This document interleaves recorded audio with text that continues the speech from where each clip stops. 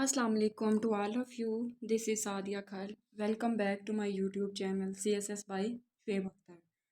सो आज हमारा जो है वो सेकंड लेक्चर है जिसमें हम अपने प्रीवियस लेक्चर का जो टॉपिक था उसी को कंटिन्यू करेंगे, यानी तसव्वुर इस्लाम. तो हम सबसे पहले आप देखते हैं कि इस्लाम का आगाज़, यानी कि इस्लाम का जो आगाज़ है वो कब हुआ और कैसे हुआ.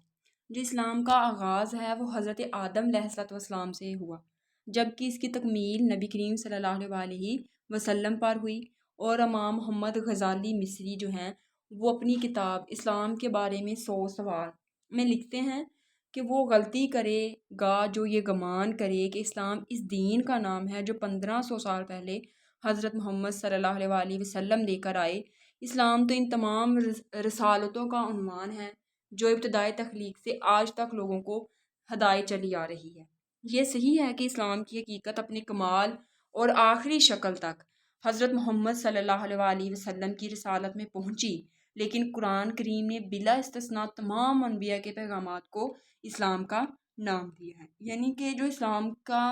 आगाज़ है जब हज़रत आदम अलैहिस्सलाम को अल्लाह तबारक व तआला ने पैदा किया था तब से ही हो गया, लेकिन जो मुकम्मल हुआ इस्लाम या हम कह सकते हैं कि इसकी तकमील मुकम्मल हुई वो आप सल्लल्लाहु अलैहि वसल्लम ने आकर की.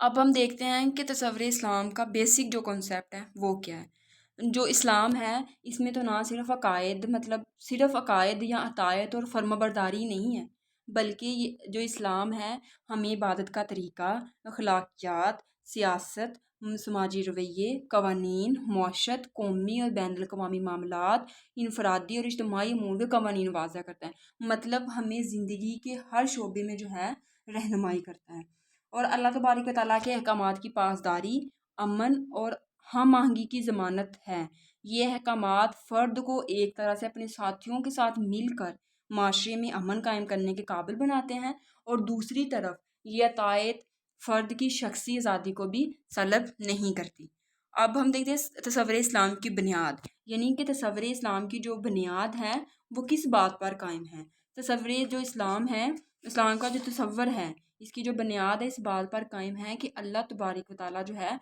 वो पूरी कायनात के खालिक हैं. यानी अल्लाह तबारक व तआला ने इंसान को पैदा किया है, आप इस पूरी कायनात के खालिक हैं. अल्लाह तबारक व तआला ने इंसान को इस कायनात में दयानतदारी और इम्तिहान के साथ ज़िंदगी गुजारने के लिए मखसूस मुद्दत से नवाजा है, जिसके लिए कानून भी अता किया है. इस कानून की पासदारी करने या ना करने की भी आज़ादी दी गई है. जैसा कि सूरह कहफ में है, अल्लाह तबारक व तआला फरमाते हैं कि तू जो चाहे ईमान लाए और जो चाहे कुफर करे. यानी कि ये आप पर डिपेंड है कि आपने ईमान को जो है वो इख्तियार करना है या आपने कुफर करना है. इस्लाम जो है वो इंसान की हिदायत के लिए नाज़िल किया गया है, और इंसानी ज़िंदगी की मुकम्मल रहनुमाई के लिए इंसान को दो अनासर की ज़रूरत होती है. इंसानी ज़िंदगी की बका के लिए मादी वसाइल, इनफरादी और इज्तिमाई ज़िंदगी गुजारने के लिए असूल व ज़वाबित. तो रब कायनात ने इंसान को जो है वो दो चीज़ें अता की हैं. इंसान को जो है वो अपनी मादी ज़रूरत वसाइल को पूरा करने के लिए अल्लाह तबारक व तआला ने कुदरती जो वसाइल हैं उनकी दस्तरस रखा है, इंसान को उनकी दस्तरस में रखा है. और इंसान की जो रूहानी और समाजी और सियासी ज़रूरत की तकमील के लिए अल्लाह तबारक व तआला ने लोगों के दरमियान अनबिया व रसूल भेजे और एक जामिया निज़ाम ज़िंदगी अता किया जो इंसान को नेकी की तरफ रहनुमाई करते हैं, और इस निज़ाम हयात को ही इस्लाम का नाम दिया जाता है. यानी कि तसव्वुर इस्लाम की जो बुनियाद या हकीकी रूह, मतलब जो तसव्वुर इस्लाम की जो बुनियाद है वो सिर्फ ज़ाती ज़िंदगी में इस्लामी कवानीन पर अमल करना नहीं है, बल्कि कुरान सुन्नत के अहकामात की रोशनी में अपनी ज़िंदगी के तमाम शोबों यानी समाजी, माशी और सियासी मैदानों में भी मुकम्मल तौर पर इन पर इस्लाम पर अमल दरामद किया जाना चाहिए. यानी कि हमें अपनी ज़िंदगी के जो दीगर मामलात हैं इनमें भी इस्लाम को फॉलो करना चाहिए. और दूसरे अल्फाज में हम ये कह सकते हैं कि दीनी और दुनियावी दोनों दायरा कारों में अल्लाह ताला की हाकमियत के क़याम की तरफ दलालत करना जो है ये इस्लाम है. इसी तरह जो सैयद अमीर अली हैं वो तसव्वुर इस्लाम की जो वजाहत है वो इस तरह से करते हैं कि इस्लाम के अखलाकी असूलों का खुलासा कुरान मजीद की दूसरी सूरत में बयान किया गया है. جیسا کہ سورۃ البقرہ ہے، ذالک الکتاب لا ریب فیہ ھدی للمتقین الذین یؤمنون بالغیب ویقیمون الصلاۃ ومما رزقناہم ینفقون والذین یؤمنون بما انزل الیک وما انزل من قبلک وبالآخرۃ هم یوقنون اولئک علی ھدی من ربہم واولئک هم المفلحون۔ یعنی کہ یہ کتاب یعنی قرآن مجید، اس میں شک نہیں کہ اللہ کا کلام ہے اور پرہیزگاروں کے لیے رہنما ہے، اور جو غیب پر ایمان لاتے ہیں اور ادب کے ساتھ نماز پڑھتے ہیں اور جو کچھ ہم نے ان کو عطا فرمایا ہے اس میں سے خرچ کرتے ہیں، اور جو کتاب ہے پیغمبر تم پر نازل ہوئی اور جو کتابیں تم سے پہلے پیغمبروں پر نازل ہوئیں، سب پر ایمان لاتے اور آخرت کا یقین رکھتے ہیں، یہی لوگ اپنے پروردگار کی طرف سے آئی ہوئی ہدایت پر ہیں اور یہی لوگ کامیاب ہیں۔ اسی طرح سید امیر علی جو ہیں، انہوں نے تصور اسلام کی جو